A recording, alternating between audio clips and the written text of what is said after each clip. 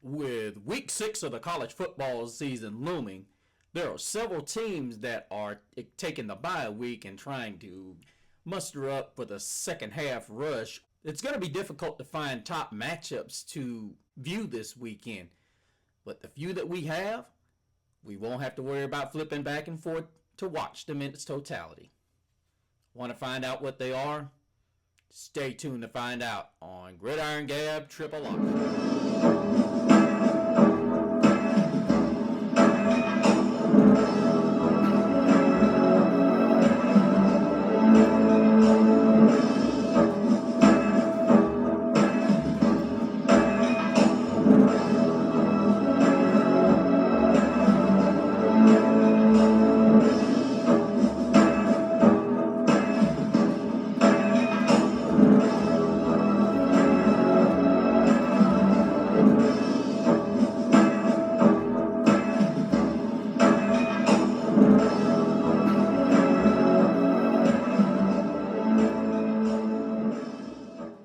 Welcome back, all you gabbers.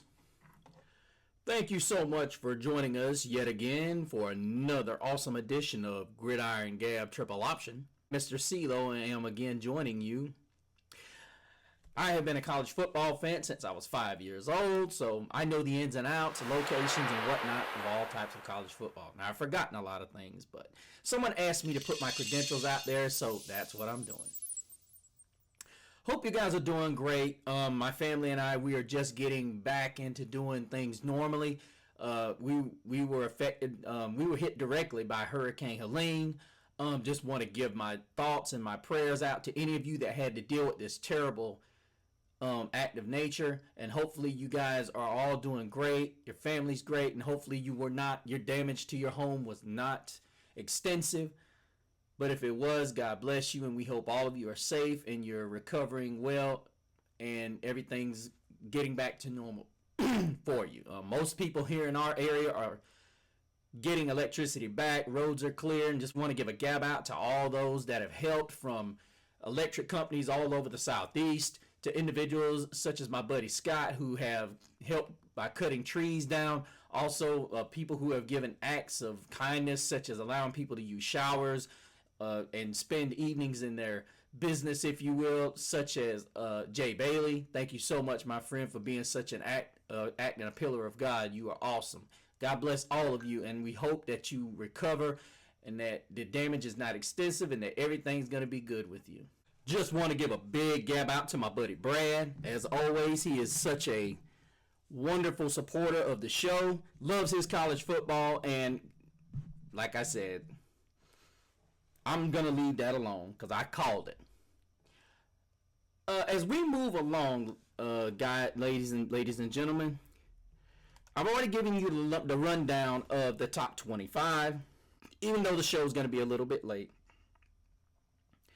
But we're going to go down and give a rundown of what the top 25 has in store for us this week, so we can kind of get a lay of the land as to what we will be dealing with. This weekend is not going to be nearly as rough as it was last week.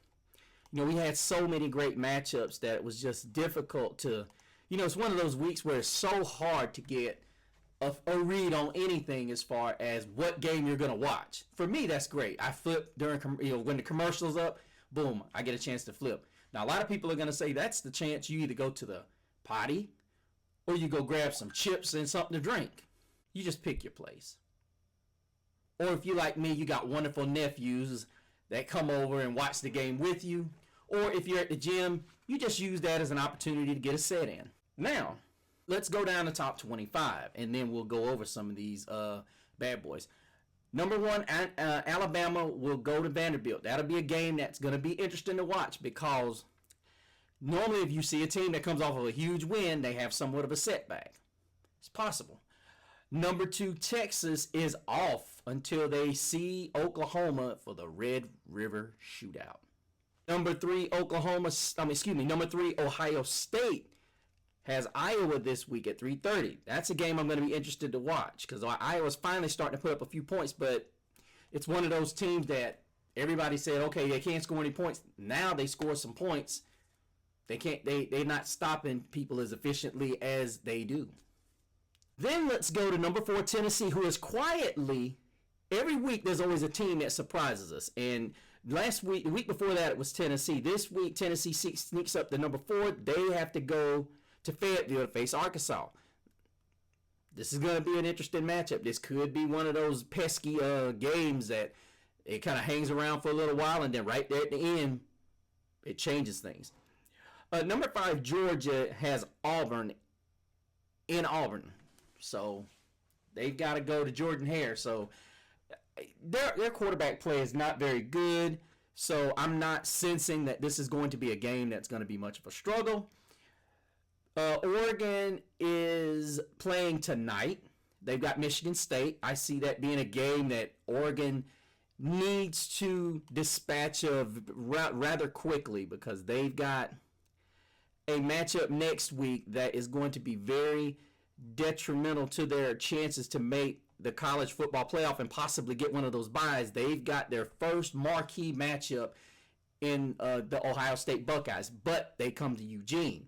That is going to be a game that I'll tell you, everybody's going to be all over. And yeah, this is not going to be a game that you're going to want to miss. It's going to be, and there's actually two games at 7:30 next week that are going to be great. One's a Big Ten matchup, and of course the SEC, the battle of the two powerhouse conferences.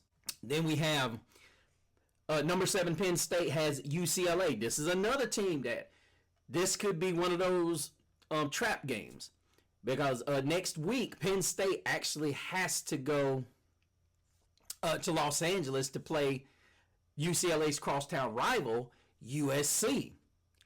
So this could be a game where many people could look at and say, "Oh no, this ain't gonna be anything." But we'll get back and talk. Well, that's not gonna be a game we talk about. But I will say, I do think it don't surprise me if UCLA pulls the upset. I don't see it, but I think what could happen is Penn State could get caught looking ahead at USC, and this is one of those games that they find themselves in, and it costs them. Miami flies out to Berkeley to take on the California Golden Bears. After that scary incident with the Virginia Tech Hokies, it would not surprise me if the Miami Hurricanes are caught up in another barn burner. But as I said before, I think ultimately the Hurricanes are going to pull this game out. They're going to need to, but the one thing they don't need to do is fall behind. I honestly think Cam Ward's going to have a great game here. He continues his Heisman campaign, and they go on to win this football game. And, of course, you got number 9 Missouri taking on Texas A&M. Number 25 Texas A&M at the 12th man. We'll get into this game. Then you have number 10 Michigan facing off against unranked Washington in Seattle. This could be a very dangerous game for Michigan, because Washington is not going to just let you walk into Seattle and beat them. They're not going to allow that. But I see Michigan coming back late. Now, I get it. A lot of the games they played in the big house. They've got to go somebody else's house and win this one. But I think they get it done. Now, don't surprise me if Washington pulls the upset, but I'm going with Michigan. 3-1 USC at Minnesota in Minneapolis. Now, this is where USC's got to be careful. They already know they've got that big matchup next week against Penn State. They know this. So what's got to happen is the Trojans have to go in there fully focused. They cannot look past Minnesota, because Minnesota is not a pushover. If they go in here and they look over Minnesota, they will get beat. Regardless of what anybody says, they will get beat. But I'm going to go out there on the limb, and I'm going to say that USC is going to win this game. Don't surprise me, and don't you guys be surprised if you look up and Minnesota's winning this game with a chance to finish off USC. Between Penn State and USC, one of these teams is going to walk into the next game with an extra loss. One of the two. Somebody in this group is going to slip, in my opinion. Then you've got the one that is probably everybody's looking at. Ole Miss at 4-1, number 12, and at South Carolina in Columbia. I already said that I think this team's going to lose. I already think South Carolina's going to pull the upset, because South Carolina's a lot better than people think. Surprised they're not ranked in the top 25. If you're going to show favoritism to the SEC, I'd rather see South Carolina in the top 25 rather than seeing Ole Miss ranked number 12. That's why I say they're going to lose this game. And like I said, Lane Kiffin's a nice guy, but Lane Kiffin's not that good of a coach.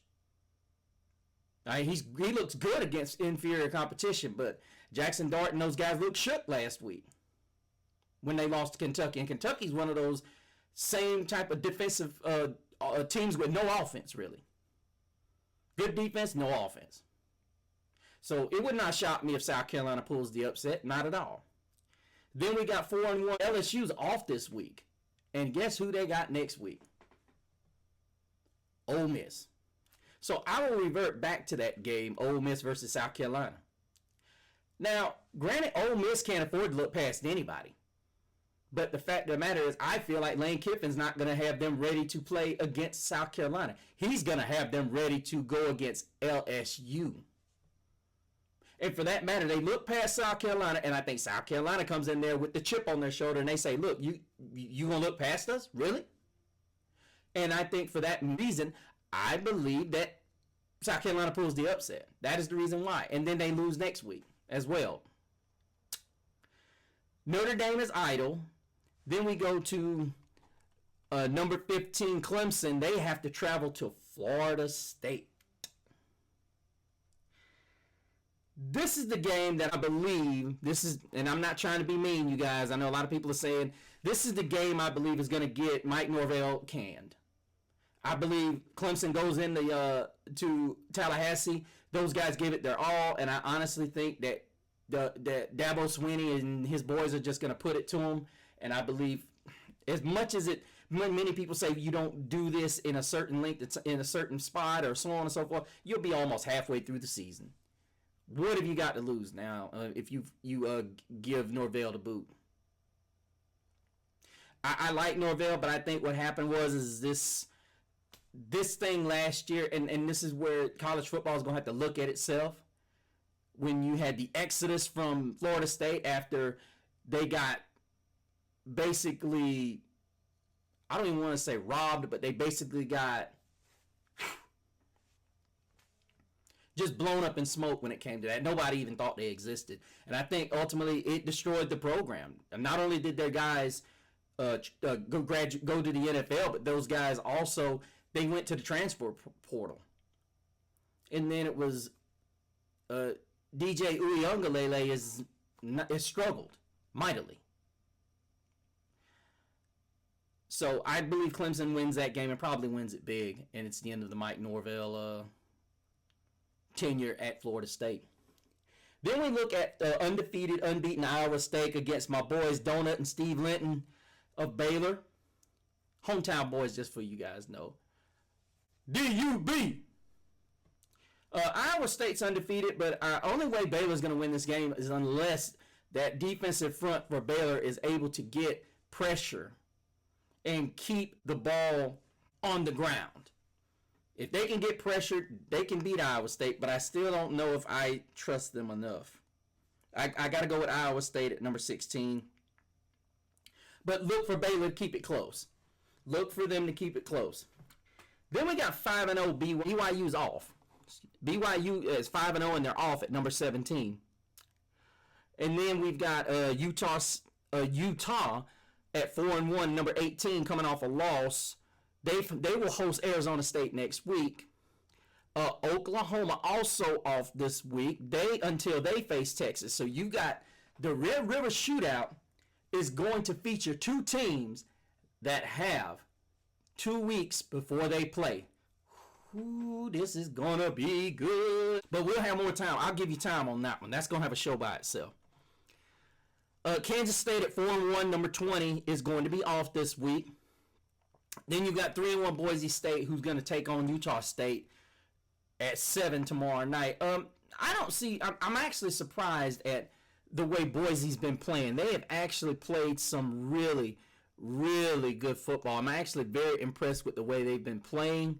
And needless to say, there are a lot of people who speculate that Boise State could be in this be in the 12-team playoff and possibly end up in one of those 8 spots. Now I know a lot of people are going to say, but they got a loss. Well, that doesn't mean you can't impress enough to get the coaches in the Associated Press to say, hey, look, let's look at these guys. Let's look at how effective this team is. And I'm going to be straight up honest with you. Looking at Boise State has continued to spit out those nasty running backs. And Ashton Jante, who's got 845 yards rushing. That's an average of over 10 yards a carry, you guys. Not only is he the product of excellent blocking, but this is a guy, when he gets to the second level, he don't just go down. He's got excellent speed, and he is just one of those superstars that is just ready to transcend the sport. Reminds me a lot of the running backs that they've had in the past from Jay Ajayi during so many years when Boise State always manages to steal one of those top 4-star or possibly high 3-star running backs. Not necessarily a 5-star, but a high 3-star, low 4-star that either people just say, he's not my typical back, or he's not my type of back, or he's just a guy that they sell. You want to run the ball how many times and be the focal point of an offense that spreads it out? That's not going to play heavy hitting defenses, but maybe once, twice a year, but you can rack up the yards with a big offensive line? Sure. Let's do this. Then we got Louisville, who's coming off a huge close loss to the Fighting Irish. They've got SMU. Now, there's a lot of people that are speculating that this game could be a lot closer than expected. It's going to all be determined by how the Louisville Cardinal respond to their loss to Notre Dame. Now, in my opinion, Louisville does a lot of things well, and especially when Tyler Shue, and this is a guy who's already thrown for 1,100 yards. Now, a lot of people are going to look at it and say, that's not really impressive. And he's got 11 touchdowns in that lone interception in that game in South Bend. Here's the reality. You got guys like Isaac Brown who's ran for 245 yards, but they passed the ball around so well between Keon Brown and Duke Watson. And the thing that makes Louisville so difficult is that they've got some really good physical wide receivers on the outside. You know, of course, everybody knows about Ja'Cory Brooks, and his 22 catches, 368 yards, and 4 scores. But then you forget about Chris Bell, and then you forget about Jamari Johnson, who, in my opinion, he's a quiet superstar on this team. He had a great game against Notre Dame. He's got 7 catches, 100 yards on the season. But to me, even Louisville don't know. They really don't know what they have outside. And I think they have to let Shue get his. They have to let Shaw get his. They have to let Shaw go. They have to unleash him a little bit. And that's the way I look at it. And I believe this is going to be one of those games. They're going to try to run the ball, but they're going to get him prepared for some of these bigger games because they've got Miami in about 3 weeks. Excuse me. Yeah, they've got Miami in 2 weeks. So they're going to have to get ready. They've got Miami in 2 weeks, and they've got Clemson in over a month, and then they finish at Kentucky. So I'm going to be honest with you. If they can get this passing attack with Shue, which I think he's very accurate. He's got a strong arm. He's not afraid to throw it down the field. But as far as this game goes, SMU better bring their A game, because if they don't, this game could get ugly quick. And it being at Louisville, no. SMU better bring it, and they better bring it hard. Then we've got Indiana, who's 5-0 for the first time. It was 1967.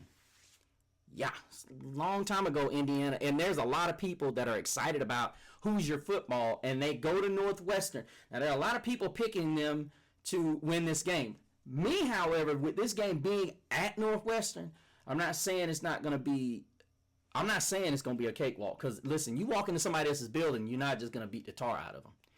So I'm taking Indiana, but it's going to be by the slimmest of margins, probably by a field goal, because Northwestern's not just going to let Indiana come in their building and walk all over them, contrary to how much they're struggling. So I still think this is going to be a rough game for them. Number 24, Illinois, should not have much of a problem against Purdue. Purdue's still trying to figure out some things. They just parted ways with offensive coordinator Graham Harrell. So I see things as not looking on the up and up. Hopefully they can get it back together. but I see it as an Illinois going to 5-1, and moving up that ladder of the top 25. Then you've got number 25. You got two 25s. We'll do the I guess the simpler of the two. UNLV's 4-0. Now, most people remember that UNLV was the football team that had the whole drama. Quarterback Matthew Slucker, who left the team. But then here's the crazy thing about it. You bring in Malik Williams, Malik Williams. He goes 13 of 16, 182 yards, and has 3 touchdowns. And judging by what I'm hearing, now this is just what I'm hearing. I didn't watch the game. I only watched highlights. They said he looked better and he looked more efficient. Okay.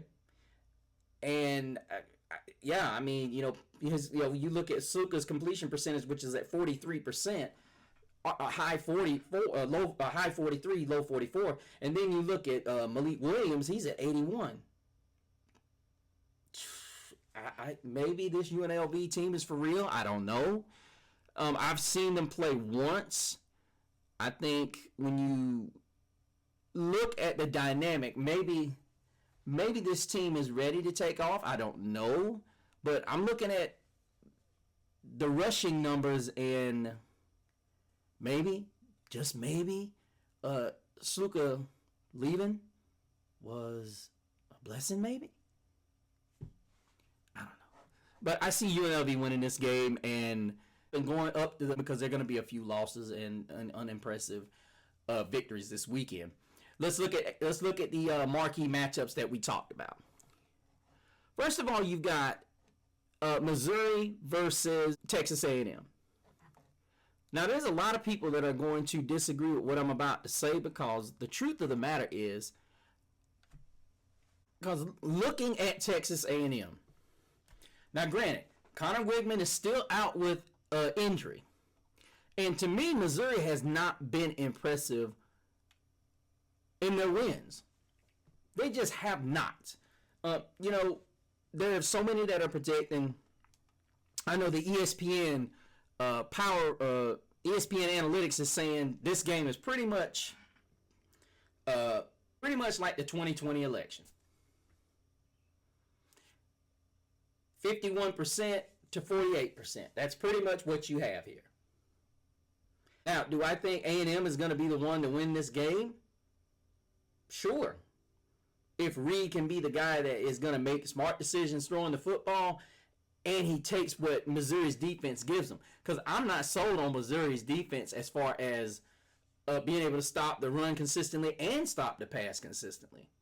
I'm just not. And to me, Texas A&M did a great job against Notre Dame when they came to College Station early this year. The problem is their offense really did not look like anything to desire. Here you got Moss that's had 76 carries, 471 yards, and 3 scores. Now, I will say this. I think A&M with Reed's running ability is going to be something that Missouri hasn't seen. And this is going to me, this is what's going to change the narrative. Do I think Missouri is better than Notre Dame? Absolutely not. For that matter, this is why I'm taking Texas in the upset. Cook hasn't proven to me that he is a top-tier quarterback. Now, do I think Noel is a good running back? Of course. But the reality of it is, I'm not sold on the fact that Missouri can win any quality games. I get it. But look at who they've played. Whereas Texas A&M has beaten Florida. They lost a close one to Notre Dame. They just beat Arkansas, who's a team that is not necessarily a proven team, but they're a pretty good team. So I'm not going to sit here and say that Missouri, who their toughest test, just look, they haven't left the comforts of their home yet. Most of you didn't even know that. They got to go to College Station. I think it's close, but I got to take A&M. Bruh. Stop the time.